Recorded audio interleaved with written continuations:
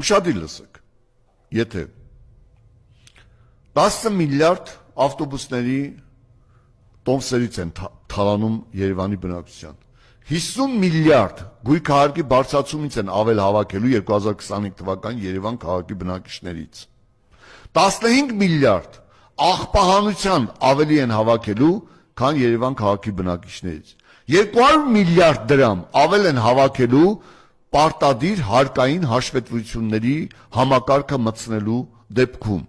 փոխանցումներից եւ այլը, եկամտահարկերից եւ այլը։ Այսինքն մենք տեսնում ենք, որ միայն 2025 թվականին 300 միլիարդ դրամ երևանցիներից Նիկոլ Փաշինյանի ծախու դավաճանած եւ թալանչի իշխանությունը երևանցիներին սնանկացնելու եւ ավել փող է հավաքելու 300 միլիարդ, դա մոտավոր թիվ է, ինձ թվում է ավելի շատ է դա։